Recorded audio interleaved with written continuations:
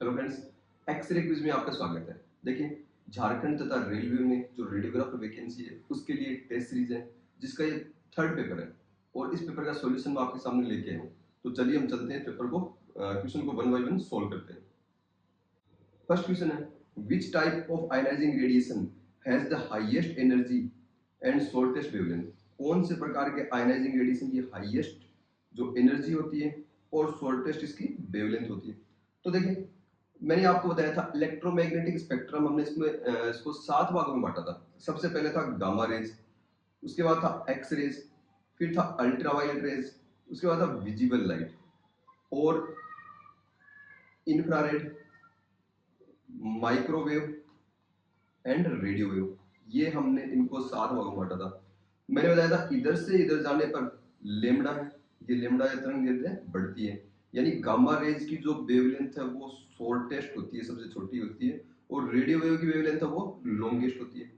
और आपको ये भी पता है कि फ्रीक्वेंसी और तरंग दैर्ध्य के अंदर इनवर्स रिलेशन होता है, यानी जिसकी तरंग दैर्ध्य ज्यादा होगी, वेवलेंथ जिसकी ज्यादा होगी उसकी फ्रीक्वेंसी कम होगी, और जिसकी वेवलेंथ कम होगी उसकी फ्रीक्वेंसी ज्यादा होगी। तो इसका मतलब लेमडा जो गामा के लिए जो लेमडा या तरंग दैर्ध्य है वो लोवेस्ट है, तो इसकी फ्रीक्वेंसी क्या होगी, हाईएस्ट होगी, और रेडियो वेव की फ्रीक्वेंसी क्या होगी, लोवेस्ट होगी। इसके लिए आपको ये भी पता है कि E इज इक्वल टू होता है एच न्यू, यानी एनर्जी डायरेक्टली प्रोपोर्शनल होती है न्यू तरंग दैर्ध्य के।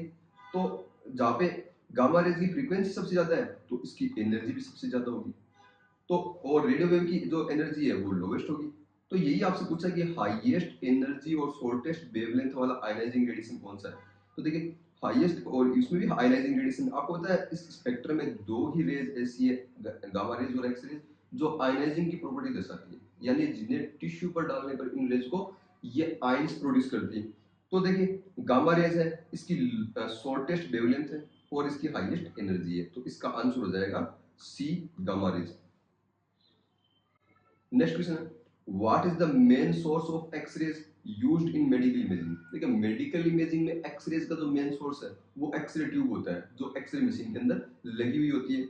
तो न्यूक्लियर पावर प्लांट्स, ये रेडियोलॉजी इमेजिंग जो मेडिकल इमेजिंग है इसमें न्यूक्लियर पावर प्लांट है, ये सोर्स नहीं हो सकता, लाइटनिंग नहीं हो सकता, सनलाइट नहीं हो सकता, तो इसका आंसर है एक्सरे मशीन। एक्सरे मशीन इसके अंदर क्या होता है, आयनाइजिंग रेडिएशन का मेन सोर्स होता है, एक्सरेज का मेन सोर्स इसमें होता है।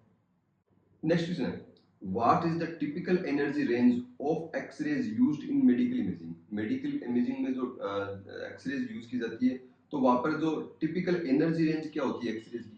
तो देखिए, जो एक्सरेज होती है, एक्सरेज की एनर्जी रेंज केवी, किलो वोल्ट के अंदर मापी जाती है, और हम जो वोल्टेज अप्लाई करते हैं वो 50 केवी से लेके 150 केवी तक का होता है, किलो वोल्ट तक का होता है, जो एक्सरे ट्यूब के किनारों पर आरोपित किया जाता है, और इसी से इलेक्ट्रॉन्स उत्पन्न होते हैं जिनकी एनर्जी भी किसमें होगी, किलो वोल्ट के अंदर होगी, तो इसका आंसर हो जाएगा सेकंड। नेक्स्ट क्वेश्चन है, which of the following factors can affect the quality of an X ray image. निम्न में से कौन सा फैक्टर है जो एक्सरे इमेज की क्वालिटी को प्रभावित करता है। तो देखिए, एक्सरे इमेज की क्वालिटी को एक्सपोजर टाइम भी प्रभावित करता है। अगर आप एक्सपोजर टाइम बढ़ा दोगे तो उससे क्या होगा, उससे जो इमेज है वो अंडर एक्सपोज या ओवर एक्सपोज होगी। टाइम बढ़ाओगे तो ओवर एक्सपोज हो जाएगी और टाइम घटाओगे तो अंडर एक्सपोज होगी। ट्यूब वोल्टेज बढ़ाने पर एक्सरे बीम का पेनिट्रेशन पावर बढ़ता है, जिससे कॉन्ट्रास्ट में कमी आती है। पेशेंट पोजिशनिंग भी एक इंपॉर्टेंट फैक्टर, अगर पोजिशनिंग पुअर है या उसमें कोई ब्लरिंग, मोशन ब्लरिंग आर्टिफैक्ट वगैरह उससे आ सकते हैं, तो इसका आंसर हो जाएगा fourth out of the above. Fifth है, which of the following is a property of X-rays that allows them to penetrate through tissues and create an image on the imaging plate। देखिए, tissue को penetrate करने के लिए x ray की एक property काम आती है, जो एक्सरे की क्वालिटी होती है, और क्वालिटी एक्सरे की केवी पे डिपेंड करती है। किस पे डिपेंड करती है, केवी। जो केवी होता है ये एनर्जी को बताता है, ये किसको बताता है, एक्सरे बीम की एनर्जी को, या जो इनकी एनर्जी को बताता है, तो इसका आंसर हो जाएगा हाई एनर्जी। तो जैसे जैसे आप जो एक्सरे ट्यूब के किनारों पर एनर्जी या वोल्टेज को बढ़ाओगे तो निकलने वाले एक्सरे फोटोन की एनर्जी बढ़ेगी, उनकी पेनिट्रेशन पावर भी बढ़ेगी। नेक्स्ट क्वेश्चन है, व्हाट इज रेडिएशन। रेडिएशन क्या है। तो देखिए, मैंने आपको बताया था रेडिएशन है एक फॉर्म ऑफ एनर्जी है, ऊर्जा का एक प्रकार होता है। तो इसमें ऑप्शन, पहला ऑप्शन ये मिल गया आपको, a form of energy. Energy X-ray radiation क्या है, एक ऊर्जा का प्रकार है। A type of matter, X-ray जो एनर्जी होती है, सॉरी रेडिएशन जो होता है, इलेक्ट्रोमैग्नेटिक रेडिएशन जो होता है वो उसमें कोई मास भी नहीं होता और कोई चार्ज भी नहीं होता, एक केमिकल एलिमेंट और एक टाइप ऑफ वेव। इसका आंसर हो जाएगा first form of energy. Next question है, which of the following is a source of ionising radiation, निम्न में से कौन सा आयनाइजिंग रेडिएशन का सोर्स है? तो देखिए मैंने आपको बताया था कि स्पेक्ट्रम के अंदर जो हमने एक्सरे, गामा रेज, जो अल्ट्रा वायलेट रेज वगैरह सारे 7 पार्ट भाग पढ़े थे, हमने 7 पार्ट्स में डिवाइड किया था। उसमें एक्स और गामा रेज क्या होते हैं? ये आयनाइजिंग रेडिएशन होते हैं। इसका मतलब अगर इन एक्स और गामा रेज को आप किसी मेटर पर डालोगे तो ये क्या करते हैं, उस मेटर के अंदर आयन प्रोड्यूस करते हैं, उस मेटर का क्या करते हैं, आयनाइजेशन करते हैं, उस आयन इसको आयनन की प्रक्रिया उसमें उत्पन्न करते हैं। कैसे? ये उस जो मेटर के अंदर जो एटम्स है, उस एटम की जो ऑर्बिटल इलेक्ट्रॉन्स है, उन ऑर्बिटल इलेक्ट्रॉन्स को इतनी एनर्जी दे देते हैं कि ये बाहर आ जाते हैं, और वो इलेक्ट्रॉन नेगेटिव चार्ज का, नेगेटिव आयन, ऋणात्मक आयन का कार्य करते हैं, तथा वो एटम जिस पर एक इलेक्ट्रॉन निकल गया वो धन आयन का कार्य करता है। तो इसका आंसर हो जाएगा आयनाइजिंग रेडिएशन का सोर्स कौन सा है? तो देखिए माइक्रोवेव ओवन से माइक्रोवेव निकलती है, माइक्रोवेव आयनाइजिंग रेडिएशन नहीं है। मैंने बताया ना अभी आपको, आयनाइजिंग रेडिएशन सिर्फ एक्स और गामा रेज होती है। इनकैंडेसेंट लाइट बल्ब, इससे भी एक्स रेज नहीं निकलेंगी, गामा रेज नहीं निकलेंगी। रेडियो एंटीना से रेडियो फ्रीक्वेंसी पल्स निकलती है जो आयनाइजिंग नहीं है। यूरेनियम ओर है, ये रेडियो एक्टिव मटेरियल होता है, इससे जो आयनाइजिंग रेडिएशन निकलती है, रेडियो एक्टिव पदार्थों से आयनाइजिंग रेडिएशन निकलती है। नेक्स्ट क्वेश्चन है, which is the primary type of ionising radiation emitted by radioactive material, radioactive material से निकलने वाला कौन सा आयनाइजिंग रेडिएशन है? तो देखिए रेडियोएक्टिव मटेरियल से जो हम जो आयनाइजिंग रेडिएशन की बात करें तो आयनाइजिंग रेडिएशन गामा रेज निकलती है। क्या निकलती है? पार्टिकल्स जैसे अल्फा पार्टिकल, बीटा पार्टिकल्स निकलते हैं, तो इसके साथ में कुछ एनर्जी भी निकलती है जो गामा रेज के रूप में होती है। इसको हम रेडियो एक्टिविटी के चैप्टर में हम और ज्यादा डिटेल से इसको डिस्कस करेंगे। तो इसका आंसर हो जाएगा गामा रेज। नेक्स्ट क्वेश्चन है, what is the purpose of ionising radiation that allows it to remove tightly bound electrons from atoms? तो जो what is the property of ionising radiation, ionising radiation की वो कौन सी property होती है जो that allow it to remove tightly bound electron from atoms, तो एटम से टाइटली बाउंड इलेक्ट्रॉन को बाहर निकाल दे? तो पेनिट्रेशन ये नहीं होती। पेनिट्रेशन तो किसी टिश्यू से एक्सरे पार चली जाती है, या जो आयनाइजिंग रेडिएशन पार चला जाता है उसे कहते हैं। आयनाइजेशन की प्रॉपर्टीज ये होती है, इसमें क्या करते हैं कि जो टाइटली बाउंड इलेक्ट्रॉन्स होते हैं उन इलेक्ट्रॉन्स को ये एक्स और गामा रेज क्या करते हैं, उस इलेक्ट्रॉन को बाहर इमिट कर देती है। नेक्स्ट रेडियो एक्टिविटी ये भी नहीं होती, एब्जॉर्प्शन ये भी नहीं होता। इसका आंसर हो जाएगा आयनाइजेशन। नेक्स्ट क्वेश्चन है, what is the most common type of X ray imaging used in medical diagnostic, medical diagnostic में जो कॉमनली यूज में ली जाने वाली जो एक्सरे इमेजिंग है वो कौन सी होती है? तो हर डिपार्टमेंट में कॉमनली रेडियोग्राफी हर डिपार्टमेंट के अंदर मतलब यूज में ली जाती है। उसके अलावा सीटी ये एडवांस टेक्नोलॉजी है, एमआरआई भी एडवांस टेक्नोलॉजी है, और यूएसजी तो यूएसजी जो इमेजिंग टेक्नोलॉजी है, तो इसके अंदर रेडियोग्राफी है जो कॉमनली हर डिपार्टमेंट के अंदर पाई जाती है। नेक्स्ट क्वेश्चन है, what is the term used to describe the process by which an X-ray image is captured on a specialized receptor that is coated with a layer of radiographic film or digital detector? देखिए what is the term used to describe process by which, उस process को क्या कहते हैं जिसमें X-ray image is captured on a specialized receptor, जिसमें specialized receptor पर X-ray image capture की जाती है, that is coated with a layer of radiographic film or digital detector, जिस पर रेडियोग्राफिक फिल्म हो या डिजिटल डिटेक्टर लगा हो। तो इमेज कैप्चर करने की प्रोसेस को रेडियोग्राफिक प्रोसेसिंग नहीं करते, एक्सपोजर के द्वारा तो एक्सपोज एक्सरेज डाली जाती है। इमेज एक्विजिशन इसका आंसर है कि इमेज को प्राप्त किया जाता है, और इमेज को स्टडी करना इमेज इंटरप्रिटेशन कहलाता है। तो इसका आंसर हो जाएगा इमेज एक्विजिशन, इमेज की प्राप्ति। नेक्स्ट क्वेश्चन है, who is credited with the discovery of X-rays on 8 नवंबर 1895? तो आपको पता है 8 नवंबर 1895 को एक्सरे की डिस्कवरी का श्रेय विलहेल्म कॉनरेड रोन्टजन को दिया गया था। एक और चीज है, what is the date of discovery of X-ray by Wilhelm Conrad Roentgen, किस डेट को किया था? ये भी ऊपर वाले क्वेश्चन में आ गया। 8 नवंबर 1895 को एक्सरे की खोज विलहेल्म कॉनरेड रोन्टजन ने की थी। नेक्स्ट क्वेश्चन है, how did Wilhelm Conrad Roentgen discover X-rays? Wilhelm Conrad Roentgen ने एक्सरे की डिस्कवरी किस प्रकार से की थी? क्या किस कैसे उन्होंने की थी? थ्रू ए माइक्रोस्कोप, माइक्रोस्कोप के द्वारा। उस माइक्रोस्कोप के द्वारा उन्होंने एक्सरे की खोज नहीं की थी। मैंने आपको बताया था एक्सीडेंटल खोज थी। वो कैथोड रेज पर काम कर रहे थे और पास में एक प्लेट पड़ी थी जिस पर बेरियम प्लेटिनो साइनाइड का लेप किया हुआ था, जो एक फ्लोरोसेंट मटेरियल है। रूम के अंदर अंधेरा था, एक्सरे ट्यूब को भी डायरेक्टली कवर किया हुआ था एकदम से जो ठीक जो ब्लैक पेपर से। और उसके बाद उन्होंने एक्सपेरिमेंट के दौरान देखा कि वो जो बेरियम प्लेटिनम साइनाइड की जो ट्यूब पड़ी है वो ट्यूब ब्लिंक हो रही है। तो उन्होंने समझ लिया था कि यहाँ पे कुछ एक अननोन रेज है जिनको उन्होंने एक्सेस कहा था। तो सेकंड ऑप्शन है bye conducting experiment with cathode rays. हाँ, कैथोड रेज के साथ वो एक्सपेरिमेंट कर रहे थे, कैथोड रेज के बारे में स्टडी कर रहे थे। Bye absorbing A glowing fluorescent screen in lab. हाँ, ये एक्सपेरिमेंट कैथोड रेज के साथ करते तो वो एक्सरेज की खोज नहीं कर पाते जब तक वो फ्लोरोसेंट स्क्रीन अपने लैब में ब्लिंक करते हुए नहीं देखते, क्योंकि वो कैथोड रेज के साथ जो एक्सपेरिमेंट तो बहुत दिनों से कर रहे थे, लेकिन एक्सीडेंटली उस दिन उस रूम के अंदर फ्लोरोसेंट स्क्रीन पड़ी थी जिस पर उन्होंने एक्सरेज को देख के पता लगा कि यहाँ पर एक्सरेज है। तो इसका आंसर थर्ड भी अच्छा लग रहा है। By accidentally breaking a glass tube filled with gas. तो ये भी नहीं है, ग्लास ट्यूब को तोड़कर उन्होंने एक्सरे की खोज की थी। तो इसका आंसर क्या हो जाएगा? Third, by observing a glowing fluorescent screen in his lab, option third. Next question है, what was the significance of Wilhelm Conrad Roentgen's discovery of X-rays? Wilhelm Conrad Roentgen ने जो एक्सरे की डिस्कवरी की थी उसकी क्या विशेषता, उसके उसमें वो उसकी सिग्निफिकेंस क्या है? फर्स्ट है, it revolutionised medical diagnosis and imaging. हाँ, ये सही है। जो एक्सरे की खोज से जो मेडिकल डायग्नोसिस और इमेजिंग है उसमें एक क्रांतिकारी परिवर्तन हुआ। Led to the discovery of antibiotics. इसने एंटीबायोटिक्स में डिस्कवरी के अंदर मतलब कदम आगे बढ़ाया। तो एंटीबायोटिक्स का इससे कोई रोल नहीं था इसकी डिस्कवरी के अंदर। It resulted in invention of telephone. Telephone की इन्वेंशन के अंदर परिवर्तित हुआ, तो टेलीफोन का इससे कोई रिलेशन नहीं है।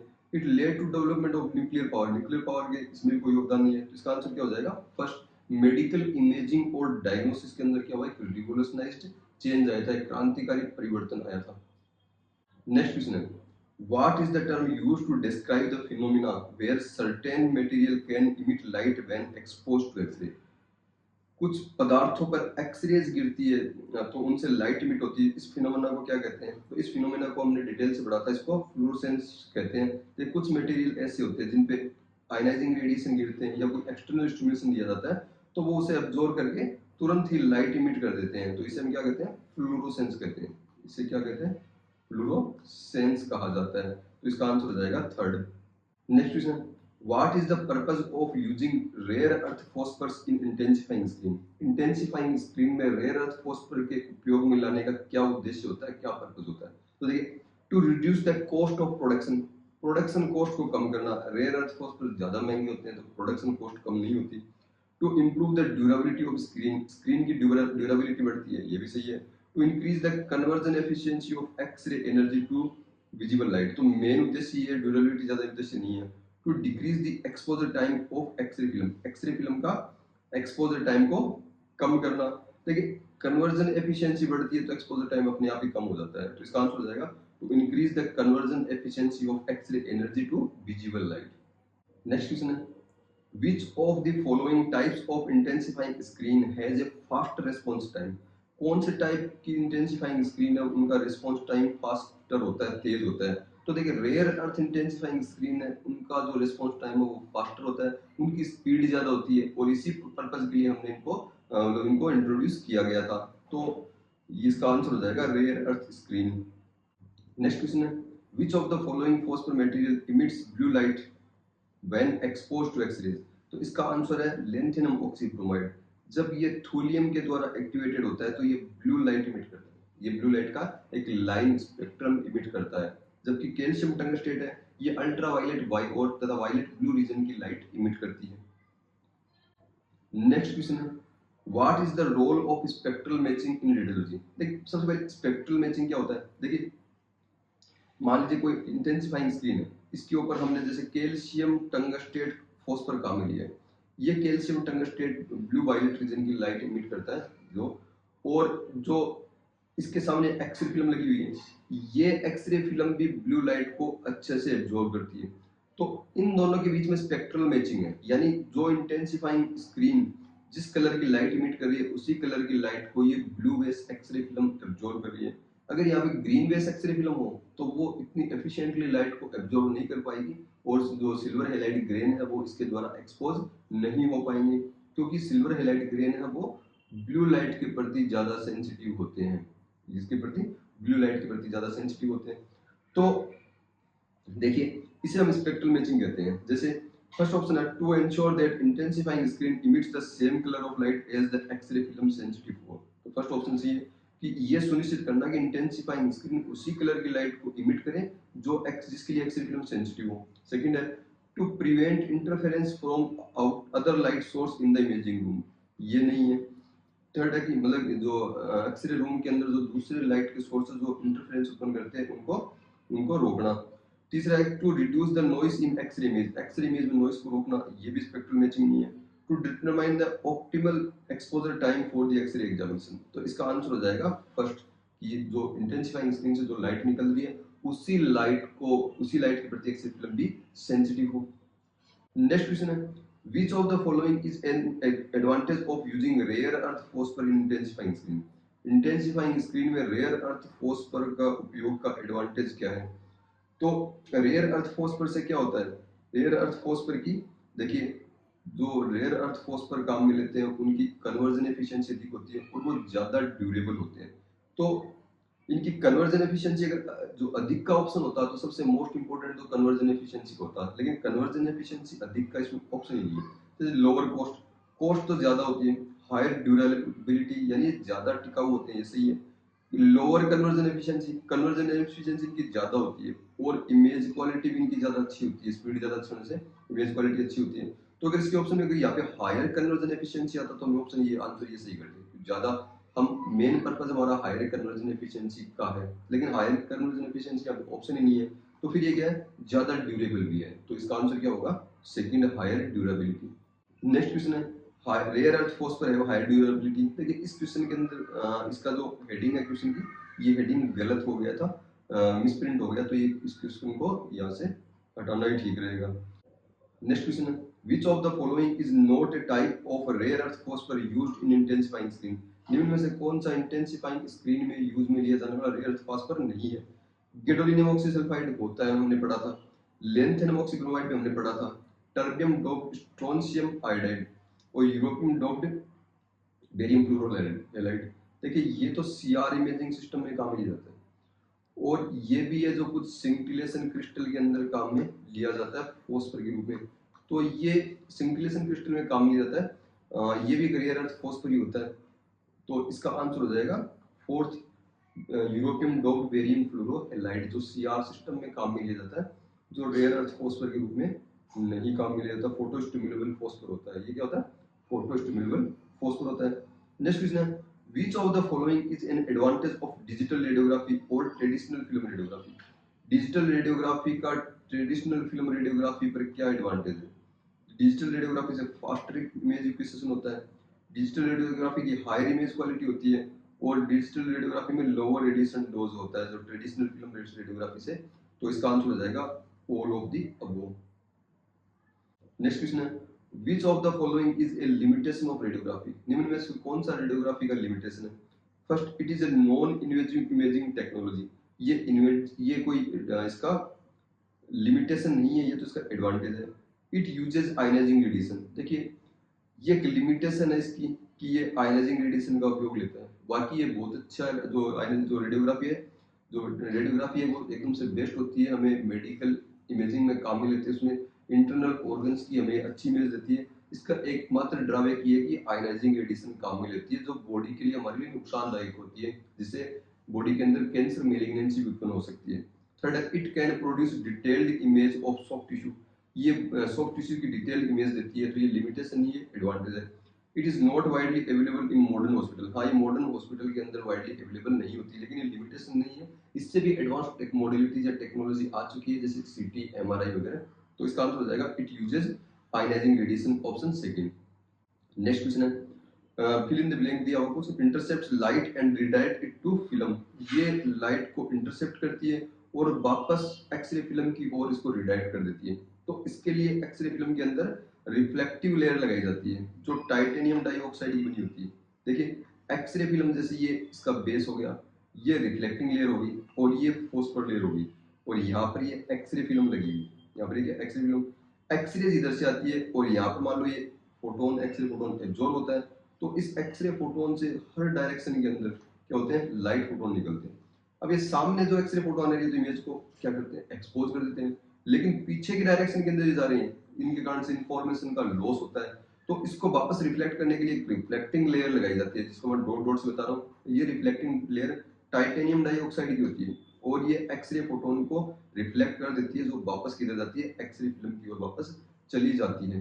तो इसका आंसर हो जाएगा fourth, reflective layer. Next question है, what happens when an electron in the bromine ion gains enough energy to escape from exposure to light photon. जब हम एक्सरे फिल्म के ऊपर, आपको पता है कि सिल्वर हैलाइड होता है, तो ब्रोमीन आयन को अगर इनफ एनर्जी मिल जाती है तो इस ब्रोमीन का इलेक्ट्रॉन क्या होता है, निकल जाता है, तो ये एस्केप कर जाता है, तो क्या होता है। फर्स्ट ऑप्शन है, it moves in the crystal for relatively large distance until it encounters a region of impurity or fault in the crystal. Okay, it gives sensitive speck a negative charge. ये sensitivity speck को negative charge देता है, charge नहीं देता, ये खुद ही आके वहां पे ट्रैप होता है and attract the mobile interstitial Ag ion in the crystal. Third है, it is captured, इसे कैप्चर कर लिया जाता है and temporarily fixed at the site of crystal imperfection such as a dislocation defect or as an AGS sensitivity speck. तो ये सही है। तो ये नेक्स्ट है, it is neutralized by the electron to form a single silver ion. Single जो single silver ion है उसके द्वारा न्यूट्रलाइज हो जाता है। तो इसका थर्ड आंसर सही है कि इसको कैप्चर कर लिया जाता है क्रिस्टल साइड पर, या जो जो क्रिस्टल इम्परफेक्शन पर, या सिल्वर हैलाइड सेंसिटिविटी स्पेक पर। देखिए, फर्स्ट है, it moves in the crystal for relatively large distance until it encounters a region of impurity और फॉल्ट इन द क्रिस्टल। ये सिर्फ क्रिस्टल इम्प्योरिटी और फॉल्ट पर ही ट्रैप नहीं होता है, ये सेंसिटिविटी स्पेक के ऊपर भी ट्रैप होता है। दूसरा, it gives sensitivity speck to negative charge. ये सेंसिटिविटी स्पेक को नेगेटिव चार्ज नहीं देता है, वहां खुद ही वहां पर ट्रैप हो जाता है। लेकिन सिर्फ ये वही नहीं होता, ये इसके अलावा क्रिस्टल इम्परफेक्शन पर भी होता है। थर्ड के अंदर दोनों चीज दी हुई है, क्रिस्टल इम्परफेक्शन और एजीएस सेंसिटिविटी स्पेक, तो इसका आंसर हो जाएगा थर्ड। नेक्स्ट क्वेश्चन है, how many atoms of silver must be present at a latent image centre to make a grain developable. देखिए, लेटेंट इमेज सेंटर को डेवलपेबल होने के लिए, जैसे ये सेंसिटिविटी स्पेक है, तो इस पर कम से कम 2 सिल्वर हैलाइड ग्रेन होने चाहिए, जो थ्योरेटिकली जो इसको क्या करते हैं, डेवलपेबल बना सके। प्रैक्टिकली देखें तो 2 से लेकर 3 से लेकर 6 तक इसके ऊपर होने चाहिए। तो 2 का दिया हुआ तो अगर इस पे बेस्ट है, at least 2 atoms of silver must be present, तो 2 एटम होने चाहिए, सेकंड ऑप्शन होगा इसका। 2 से लेकर 6 तक का नहीं दिया हुआ, इसमें 6 का ऑप्शन दिया हुआ है कि 6 सिल्वर, जो 6 atom of silver must be present, तो 6 का नहीं रूल, 2 का रूल होता है। थ्योरेटिकली 2 होने चाहिए, प्रैक्टिकली 2 3 से लेकर 6 तक हो सकते हैं, लेकिन यहाँ पे तो एग्जैक्ट 6 की बात दी हुई है, तो इसका आंसर हो जाएगा सेकंड। नेक्स्ट क्वेश्चन है, how is a latent image centre formed in A silver halide crystal. किसी सिल्वर हैलाइड क्रिस्टल पर लेटेंट इमेज का फॉर्मेशन कैसे होता है। तो देखिए, जैसे ये सिल्वर हैलाइड क्रिस्टल है, इस सिल्वर हैलाइड क्रिस्टल पर एक सेंसिटिविटी स्पेक होता है। इस सेंसिटिविटी स्पेक पर जब किसी सिल्वर हैलाइड क्रिस्टल पर या सिल्वर ब्रोमाइड अगर हम ले, तो इस पर जब एक्सरेज गिरती है तो इसके ब्रोमीन से इलेक्ट्रॉन का इमिशन हो जाता है, और यहाँ पर क्या बनता है, ब्रोमीन गैस बनती है। ये इलेक्ट्रॉन इस लेटेंट इमेज सेंटर पर आकर ट्रैप हो जाता है, जिससे लेटेंट इमेज सेंटर बनता है। सेंसिटिविटी स्पेक पर ट्रैप होने से लेटेंट इमेज सेंटर बनता है। तो इसका आंसर हो जाएगा first, bye capturing interstitial electron. आगे ये इलेक्ट्रॉन जो सिल्वर आयन को अट्रैक्ट करता है, और यहाँ पर जो यहाँ पर मेटेलिक सिल्वर का डिपोजिशन होता है। नेक्स्ट क्वेश्चन है, how should unexposed X-ray film be stored. Unexposed X-ray film को कैसे स्टोर किया जाता है। देखिए, एक्सरे फिल्म को कूल एनवायरनमेंट के अंदर और एक ड्राई एनवायरनमेंट के अंदर स्टोर किया जाता है। जब जो बहुत ज्यादा गर्म नहीं होना चाहिए, क्योंकि सिल्वर हैलाइड क्रिस्टल है वो एनर्जी के प्रति सेंसिटिव होते हैं, और एनवायरनमेंट ड्राई होना चाहिए, ह्यूमिडिटी ज्यादा नहीं होनी चाहिए। ह्यूमिडिटी से जो इमल्सन है उन पे भी इफेक्ट हो सकता है, तो इसका आंसर हो जाएगा सेकंड। इन ए वार्म और ह्यूमिड अमाउंट के अंदर नहीं होना चाहिए। मतलब आपको वार्म होगा, अगर हॉट एनवायरनमेंट होगा तो एक्सरे फिल्म एनर्जी के प्रति सेंसिटिव होती है। इन डायरेक्ट सनलाइट, सनलाइट से एक्सरे एक्सपोज हो जाएंगे, डस्टी एरिया के अंदर भी नहीं होना चाहिए, तो इसका आंसर हो जाएगा सेकंड। नेक्स्ट क्वेश्चन है, it is correct to say that in radiology the latent image refers to an image. Latent image, ये कहना चाहिए कि रेडियोलॉजी में लेटेंट इमेज वह इमेज है, वो रेडियोग्राफ है जिससे without aid a high intensity viewer, high intensity viewer की सहायता के बिना नहीं देखा जा सकता।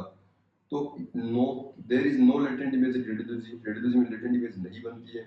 Yes can not be said conclusively, इसका आंसर हो जाएगा थर्ड। देखिए लेटेंट इमेज है, लेटेंट इमेज को हम अपनी आंखों से नहीं देख सकते, क्योंकि लेटेंट इमेज के ऊपर 2 या 3 मतलब इतने silver halide, metallic silver halide होते हैं, जो एटम्स होते हैं। और आपको पता है मेटेलिक हेलाइड, मेटेलिक जो सिल्वर है वो मेटेलिक सिल्वर ब्लैक कलर का होता है, लेकिन उनका डिपोजिशन सेंसिटिविटी स्पेक पर बहुत ही कम अमाउंट के अंदर होता है, 1 या 2 एटम के रूप में, और इतने कम एटम को हमारी आंखें नहीं देख सकती। इसलिए लेटेंट इमेज में कोई विजिबल पैटर्न नहीं होता, या तो उसको हम डेवलप करें जो इमेज को, जिससे पूरा सिल्वर हेलाइड ग्रे नहीं, मेटेलिक जो सिल्वर के अंदर कन्वर्ट हो, जिससे वो हमें अच्छे से दिखाई दे, या फिर हम इलेक्ट्रॉन माइक्रोस्कोप की तरह से, जिसे हम यहाँ पर हाई इंटेंसिटी व्यूअर कहा गया, उसकी सहायता से भी हम जो लेटेंट इमेज सेंटर है वहां पर मेटेलिक सिल्वर को देख सकते हैं। तो इसका आंसर हो जाएगा थर्ड, यस। नेक्स्ट क्वेश्चन है, what is the function of the film base in X-ray film? X-ray film के अंदर जो जो फिल्म बेस है उसका क्या फंक्शन होता है? देखिए फिल्म का जो बेस है, जो इसका ये फिल्म बेस क्या करता है, ये इमल्सन लेयर को सपोर्ट प्रदान करता है, एक स्पेस प्रदान करता है जहां पर इसको इसकी कोटिंग कर सकते हैं। तो फर्स्ट है to provide support for the photographic emulsion, photographic emulsion को सपोर्ट प्रदान करता है। सपोर्ट के अलावा बेस का कोई भी रोल नहीं होता। आपको पता है एक्सरे फिल्म के अंदर जो बेस है वो पॉलिस्टर का बना हुआ होता है। तो नेक्स्ट है to absorb X-rays and produce medical information. देखिए ये काम सिल्वर हेलाइड क्रिस्टल करते हैं जो इमल्सन लेयर में होते हैं, फिल्म बेस का ये काम नहीं होता। To convert X-ray into light for exposure, ये भी काम नहीं होता, ये कोई फॉस्फोर नहीं होता जैसे करेगा। To protect the emulsion from mechanical damage, emulsion को मैकेनिकल डैमेज से बचाता है, ये नहीं होता, उसके लिए एक सुपर कोटिंग अलग से की जाती है। तो इसका आंसर हो गया फर्स्ट। नेक्स्ट क्वेश्चन है, what is the primary characteristics of the film base that affect how it is processed and handled? तो फिल्म बेस की कौन सी जो प्राइमरी कैरेक्टरिस्टिक्स होती है जिसके द्वारा that affect how it is processed और हैंडल, जो इसे प्रोसेस और हैंडल करने के लिए के प्रोसेस को प्रभावित करता है? It's thickness, its strength, it's flexibility, all of the above. तो जो फिल्म बेस है, फिल्म बेस की थिकनेस, स्ट्रेंथ और फ्लेक्सिबिलिटी जो एक्सरे फिल्म को प्रोसेस और इसको हैंडल करने के लिए हैंडल करने की इसकी चीज को प्रभावित करता है। नेक्स्ट क्वेश्चन है, which material was as the base for original X-ray plate? Original X-ray plate में कौन से मटेरियल को बेस के रूप में यूज में लिया गया था?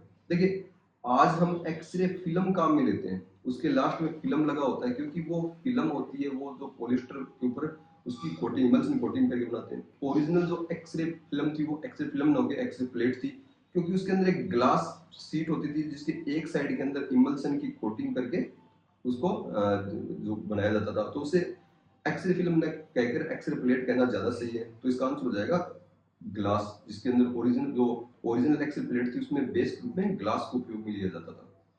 नेक्स्ट क्वेश्चन है, which of the following is an advantage of using a polyester base for X-ray film? X-ray film में पॉलिस्टर बेस को काम में लेने का क्या एडवांटेज होता है? देखिए जो पॉलिस्टर बेस है इसकी जो डायमेंशनल स्टेबिलिटी है बहुत ज्यादा इंप्रूव्ड है। डायमेंशनल स्टेबिलिटी मतलब जो एक्सरे फिल्म है इसकी जो लेंथ, विड्थ और इसकी जो थिकनेस है ये डायमेंशनली स्टेबल होते हैं, यानी ये इनकी अगर आप इनको खींचोगे या ह्यूमिडिटी की कंडीशन के अंदर या जो गर्मी की कंडीशन है, जो हॉटनेस है, उनके अंदर भी क्या होता है ये स्टेबल होती है, इसमें कोई बहुत ज्यादा चेंजेस इसके अंदर नहीं आता। और टाइम के अकॉर्डिंग अगर आप लंबे समय तक इसको रखेंगे तो भी इसकी जो डायमेंशन के अंदर कोई चेंजेस नहीं आते हैं। नेक्स्ट क्वेश्चन है, what is the purpose of adding a blue tint to X-ray film? देखिए एक्सरे जो फिल्म होती है, एक्सरे फिल्म जो वो ब्लैक एंड व्हाइट होती है, इसमें जो इमेज बनती है वो ब्लैक एंड व्हाइट होती है, जिसमें खूब सारे ग्रे स्केल होते हैं, जिसको हम लगातार देखने पर हमारी आंखें थक जाती है, देखने में इजी नहीं होता।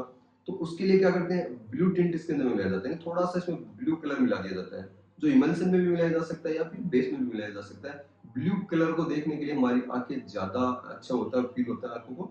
तो इसका आंसर फर्स्ट ऑप्शन है, to absorb X-rays and produce medical information. Blue tint है, ब्लू टिंट एक्सरे एब्जॉर्प्शन के लिए नहीं मिलाया जाता। To convert X-ray into light for exposure, ये भी नहीं है। थर्ड है, to make the film easier to look at causing less eye strain, तो ये सही ऑप्शन है कि फिल्म को देखने में इजियर होती है, आसानी होती है और लेस आई स्ट्रेन कम होता है। फोर्थ है, to protect the emulsion from mechanical damage, तो इसका आंसर हो जाएगा थर्ड। नेक्स्ट क्वेश्चन है, what does the term photon apply to? Photon किसके लिए अप्लाई किया जाता है? देखिए मैंने बताया था इलेक्ट्रोमैग्नेटिक रेडिएशन है, ये इलेक्ट्रोमैग्नेटिक रेडिएशन है, ये वेव जो पार्टिकल नेचर और वेव नेचर दोनों दर्शाते हैं, ये ड्यूल नेचर दर्शाते हैं। वेव नेचर के अंदर ये एक जो इलेक्ट्रोमैग्नेटिक रेडिएशन की तरह वेव की तरह से बिहेव करते हैं, जिसके अंदर जो इलेक्ट्रिक और मैग्नेटिक फील्ड दोनों डायरेक्ट वेक्टर इसके अंदर होते हैं। लेकिन पार्टिकल नेचर के अंदर ये एनर्जी पैकेट्स के रूप में भी बिहेव करते हैं, जिन्हें क्वांटा या फोटोन कहते हैं। जिन्हें क्या कहते हैं? क्वांटा या फोटोन। इसकी एनर्जी को E equal to H nu के द्वारा दिया जाता है। तो इस फर्स्ट ऑप्शन है, any electron emitted from the photosensitive surface of an image intensified tube. Photon किसके लिए अप्लाई किया जाता है कि photosensitive surface of image intensified tube. Image intensified tube की जो फोटोसेंसिटिव सरफेस है उससे निकलने वाले इलेक्ट्रॉन्स को, ये गलत है। Accelerated electron in diagnostic range, ये भी गलत है, इलेक्ट्रॉन को नहीं कहते। ए स्मॉल वेव पैकेट और बंडल ऑफ इलेक्ट्रोमैग्नेटिक रेडिएशन, ये सही है। नेक्स्ट है the collimated X-ray beam, collimated X-ray beam को, तो इसका आंसर हो जाएगा थर्ड। नेक्स्ट क्वेश्चन है what do we call the energy that passes through the unit area. Unit area से एनर्जी जो पास होती है उसे हम क्या कहते हैं? ठीक है, जैसे ये यूनिट एरिया है, इस यूनिट एरिया से मान लो मैं आपको बताया था इलेक्ट्रोमैग्नेटिक रेडिएशन भी एनर्जी का फॉर्म है, एक्सरे फोटोन है। इस यूनिट एरिया से मान लो 10 एक्सरे फोटोन गुजर रहे हैं और दूसरे यूनिट एरिया से अगर 20 एक्सरे फोटोन गुजर रहे हैं, तो यूनिट एरिया से गुजरने वाले जो एनर्जी है एक्सरे फोटोन या जो फोटोन्स है उनको हम इंटेंसिटी कहते हैं। तो 20 वाले की इंटेंसिटी यहाँ पे ज्यादा है, 10 वाले की इंटेंसिटी यहाँ पर कम है, जिसे हम हिंदी में तीव्रता बोलते हैं। तो फर्स्ट ऑप्शन रहेगा वेवलेंथ ऑफ एक्सरे, नहीं। एम्पलीट्यूड ऑफ एक्सरे, नहीं। इंटेंसिटी ऑफ एक्सरे, एक्सरे की इंटेंसिटी कहलाती है। नेक्स्ट है in fluoroscopy what can be use in to measure the absorb dose to the fingers. Fingers को के जो एब्जॉर्ब डोज है उसको मेजर करने के लिए किसका यूज में लेते हैं? तो उसके लिए हम टीएलडी थर्मोल्यूमिनेसेंट मेजर जो डोजीमीटर उसको काम में लिया जाता है, टीएलडी रीडर को काम में लिया जाता है। तो ये इस पेपर का सॉल्यूशन कंप्लीट है। एक नए चैप्टर के साथ, नए पेपर के साथ जल्दी आपके सामने आऊंगा, तब तक के लिए धन्यवाद।